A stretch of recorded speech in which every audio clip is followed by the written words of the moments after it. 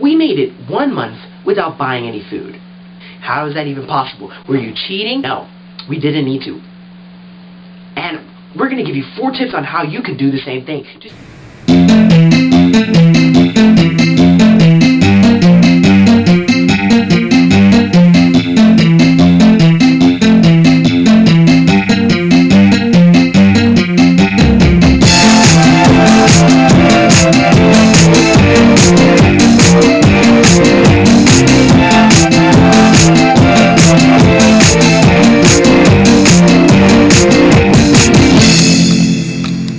Hey guys, you're listening to The Country Living Today from Holiday Gardens. I'm Alexander Legal. I'm from Alacosa, where we learn to live. We're not lying. Yeah, that's right. I'm going to let you guys know in case you guys have any doubts about whether you should even do it for a month. You know, not even 2 weeks or 1 week. Why do it for a month, you might say? Why do it at all? Well, let's think about this. The time has come where it's unsafe to be depending on the food supply. It's becoming more and more unsafe to depend on the food supply. You got that right. Don't believe me? Let's check the news. World crunch. Food shortages around the world, product by product. New Zealand's food industry is facing a CO2 shortage. That's carbon dioxide. The gas is used as a preservative for meat, cheese, and ready-to-eat meals. It is also part of the composition of many fizzy drinks, including beer, sparkling wine, and bubbly soft drinks. All these products risk becoming more scarce on supermarket shelves in the coming weeks, and perhaps more expensive too, if no solution is found. Imagine living in a day and age where the air we breathe out is in shortage now. We live in that world today. Same article, World Crunch. In Colombia, potatoes have gone up 3/4, while tomatoes have doubled in price. Are you kidding me? How we've now come to a day and age where we're now going to the smallest article of food and studying its increase or decrease. We're doing it today, as I speak. Same article. Severe droughts in Canada in 2021 and 2022 have affected the production of mustard grains. And here's the scariest news. The country is the world's biggest supplier of mustard seeds. God, whoa! That's big trouble there. Let's keep reading. Same article. Italian pasta manufacturers, are increasing their prices due to repercussions of rising energy costs on transportation fees. But for the time being, empty pasta shelves in supermarkets are mostly just due to panic buying. And panic buying, we've seen that a lot of times, right? In pandemics, in natural disasters, when they say evacuate immediately, you say, oh, hold on, let me go to my local Walmart, my local Kroger's, let me get the most food I can get, let me get out of here. And in pandemics, right, they said during a lockdown, people started buying toilet paper, right? Remember that? But look, now we're panic buying pasta. World Crunch, same article. Recently, French fries were temporarily replaced by potato wedges in Singapore's KFC restaurants. Are you kidding me? Where are potato wedges? Well, unfortunately, they've had to reduce the size to regular French fries. World Crunch in Serbia. A combination of reasons has resulted in an ongoing potato shortage. Well, as a drought severely damaged 2021's production, the country relied massively on imports, mostly from France. Now, this in turn discouraged local farmers from harvesting spuds, which consequently ended in skyrocketing prices. More potato shortages here. It's like the potato famine relived. Almost. But now they have to rely on imports from France. And then these local farmers are just saying, you know what, let's just stop. What's the point of growing? We got France now. That's not good. But yet, it happened. And now, skyrocketing prices in Serbia. Let's keep going. Same article. World Crunch. According to the United Nations, 4 out of the 4 out of 5 people in Sri Lanka now have to resort to skipping meals. Guys, that's over 30 million people. Same article. KFC Australia decided to temporarily swap lettuce for cabbage until prices go back to normal. Guys, lettuce is going higher. So they decided, let's just switch lettuce for cabbage and our salads we serve in KFC. Why, you may ask? Well, there was flooding in Australia, and on top of that, cold snaps that killed off most of the lettuce. So the lettuce that they do have, they have to put it extremely high. So they decided, this is a waste of money. We're not getting profit if we buy this lettuce from them and then try to sell it. We're going to have to raise the prices even more, and that's not going to be fair. So they decided to swap this for cabbage. Their lettuce for cabbage and their salads, and sometimes I get some sandwiches, until the prices go back to normal. Moving on, because you may be thinking, hey, all this stuff, food shortages going on around the world, but they're not going on in the U.S. for those U.S. lovers. I'm a U.S. lover. The U.S. is the richest country in the world. This is not an opinion. This is a fact. You may be saying, well, we're the land of plenty. We're not going to have food shortages. Well, let's take a look at what Barron's has to say about this. Let's take a closer look. Barron's says a food shortage could be coming, even in the U.S. Uh-oh. Brace yourselves. Let's see what it has to say. News of a deal between Russia and Ukraine to resume Ukrainian grain exports via the Black Sea should cool some commodity prices. But falling food commodity prices may not easily translate to less expensive food. Okay, guys? Don't cool yourself down saying, okay, since they're making a deal, we're good to go. No. Because it's in part because still high oil makes up such a big portion of U.S. food costs. Right? The oil's pretty high, right? Given the short supply of domestic oil, together with the impact of severe droughts, the timing of solar's encroachment on the U.S., haven't you realized how hot it has been, right? What timing? This is a cause for concern here on the U.S. farmland. Let's keep reading. Already, Americans have seen double-digit price increases in food categories this year. That's right. Let's take a look at the studies. In the latest Consumer Price Index report, meats, poultry, fish, and eggs leapt 12% from a year earlier, as bread rose 11% and milk increased 60%. And that's occurring as the U.S. Census Bureau has found out that about a tenth of Americans, 1 in 10, don't have enough to eat. Guess what, guys? That's over 30 million people. And actually, in exact numbers, more than these unfortunate people who have to suffer in Sri Lanka. Wow. Wow. Going back to World Crunch. For these spicy sauce lovers, listen to this. The world is facing a shortage of sriracha. Oh my gosh. As a shortage of chili peppers ongoing since 2020 has caused manufacturer, and forgive me if I butcher this, Hui Fong Foods Incorporated, based in California, to halt production of its sriracha sauce. Wow. But not only that, it's chili garlic and sambal olek sauces. Forgive me if I butcher that. Sambal olek, I don't know.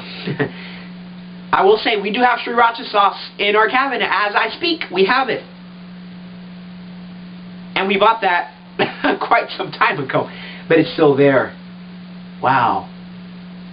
And imagine trying to go to the stores trying to look for sriracha sauce now. But let's see what caused it. So we see the shortage of chili peppers, but let's take a look. Let's take a deeper look into this. A shortage was made worse by an unexpected crop failure. Crop failure from this spring's chili harvest. Chili peppers now, they're sourced from Mexico, California, and New Mexico, which are all experiencing drought conditions. Wow. Wow. The Guardian, that's a more known newsletter. California's record-setting wildfires in 2020 severely affect harvest. These are for these wine lovers. Listen to this. and the hazardous air quality threaten large portions of the state's wine grape crop. Now listen to this. I really want you to listen to this. Napa Valley winemakers are being forced to take extreme action, such as spraying sunscreen on grapes and irrigating with treated wastewater from toilets and sinks in order to survive. They have no choice but to take these disgusting measures. They have no choice. But listen to what the article says about this. They want these crops to survive, but guess what? Some vineyards won't. The Guardian also says that one study showed that if temperatures rise just 2 degrees Celsius, wine-growing regions could shrink by as much as 56%. Oh my gosh, just 2 degrees Celsius. 56%. What about 4 degrees of warming? It says 85% of those areas would no longer be able to produce good wines. That was a load full of information there, guys. More than I needed to even share with you. And this time, should we still depend on the food supplies that we have? Guys, do you know that the food supply you see on the stores are only meant to last 3 days? You know that, right? Or perhaps you didn't. Guys, it's time to wake up and realize we need to become more dependent on what we can do instead of waiting for the economy to help us. Guys, let's not put pressure on the economy. There's already pressure on all sides. Let's see what we can do and on how you guys can go maybe not only a month, maybe you want to go more, or maybe you may be slightly timid. You might want to try less. I'm going to give you guys 4 tips. You might consider, if you choose, to cut down on depending on the food supply. First point, grow a garden. Yes, this is a timeless principle. Farmers have been growing for thousands of years. But now, for some reason, in the 21st century, we've left that to the old poor people. You know there's rich farmers. You know that. Did you know that Elon Musk, his brother, is a farmer? Oh, also rich too. Oh, he's also rich. Yeah, that's not a poor person job. Let's grow a garden. Even if you live in an apartment and all you have is a little balcony with which to grow some potted plants, do something to say, you know what, let me try out being self-sustainable. If you want to, let's say, you know what, I don't want to focus on these tomatoes. In Colombia, the prices went twice as high. What about the U.S.? Who knows? Or any other country. It could go higher. Why do I need to depend on it? Let me try to grow my own tomatoes. It's time to take the next step. And if you got the means and you're just sticking there, why not go rent a townhome? Why not go even buy a house if you have the means? And grow that garden. Get learning. Maybe you're like, oh no, not a good idea. If after these news you still don't want to grow a garden, I'm sorry, it's gonna take food supplies gone away. You don't have to see it with your own eyes before you can believe it, right?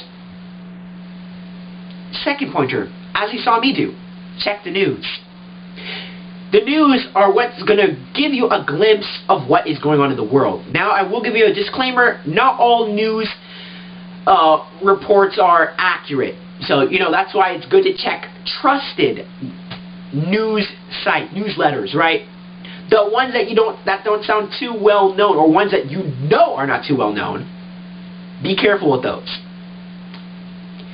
And if you ever hear anything, any emergency, global recession or whatever, or food supply is going away, people are panic buying everywhere, guys, I don't think it's a good time then to start this challenge of not buying any food. You need to go and start stockpiling if you haven't already done so. And that's another measure. Stockpiling is a totally different thing than not buying any food, as you know. You need to go and start stockpiling. Otherwise, you're screwed if you haven't already done so. So make sure you check the news. Make sure while I'm here trying not to buy any other food outside there, everybody else is already panic buying. You know, check the news. Make sure you're good to go before you move on. And I really encourage you that you should do it with the best means you can, whether it be a week, 2 weeks, or a month, or what, even more. Out-challenge us. Beat us. You can do it. Number 3, cut down on snacking and unnecessary foods. Guys, I'm not your doctor or your pediatrician for children, right? Or your physician. I don't need a doctorate. I don't need a master's degree or whatever. I don't need that. I don't need to tell you this because it's principle. Or is it anymore? I don't know. But with all this unnecessary buying and all of this, you barely have any money to make sure you got money for the rest of this buying period. What if you decided to buy more food than you normally buy? Maybe you go to the store and you buy just 1 week's worth of food. You say, that's all right for me. What if you go to the store instead and buy 2 weeks worth of food? Yeah, but how can you if you're so caught up and saying, you know, let me go and order some pizza down the street? You know, the problem really is that we're just eating too much. Don't people really usually say eat 3 meals a day? Oh, now we're eating 5 meals a day.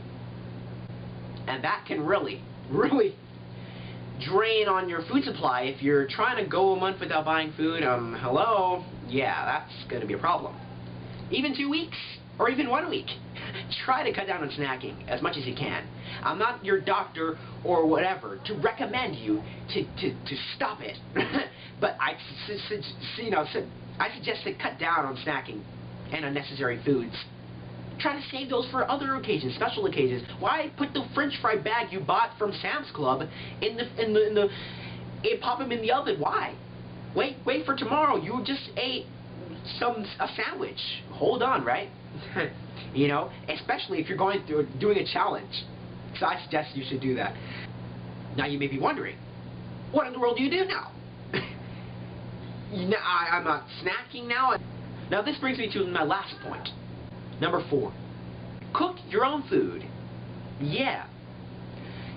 And by cook, I mean cook. Yes. Do you remember what our grandparents used to do? Grandma used to stay inside, cook, clean, do the laundry, build the fire, while Grandpa would go outside and, you know, plant, till, and all that. Come back home and it was a good meal, right? Because Grandma cooked it. But this day and age, it's let me sit down and watch TV, and Pizza Hut's going to make me my food. Or you might say, well, I work, yeah, at a desk for 8 hours, and DoorDash is going to deliver me my food. Oh no, is that the way we learn how to cook? Maybe we feel like there's no need to cook. Yes, there is. What if there's a food shortage? What if Pizza Hut can't deliver you the pizza because there's a cheese shortage? And we realize, guess what? Those prices, the milk and dairy is going up. Whew, you might have a problem with paying for that pizza. Yeah. So you need to learn how to cook your own food. But how? Well, ask Grandma. She's got some recipes. Or maybe you can buy your own recipe book that's modern and good looking and easy to refer to, or easy to follow. Instructions. You know, easy to follow the instructions. Oh yes, that sounds pretty easy to do. I know sometimes it's hard for me to follow recipe instructions. You know, sometimes but it's hard to do that, but you'll get the hang of it, trust me. But we need to learn how to cook our own food, even if it's just putting some rice in the rice cooker. That seems like the lazy way, but it's better than nothing. Instead of getting the package from Walmart, the ready-to-make pasta with macaroni, with the cheese, whatever flavoring, or getting spuds and just putting water. That's not mashed potatoes, guys. I don't know what that is. That's not cooking. I mean real Get down and cook the best meal you can for your husband, or surprise your wife with the best meal you've ever made. You could do it. You know, or kids. Get out there and try cooking your mom or dad's the best pancakes they've ever tasted in years. You could do it. You can do it. Trust me. Now, with these 4-pointers, you can go out and conquer the world. Or conquer your sustainability. But I hope they really helped. Thanks for listening, and peace out.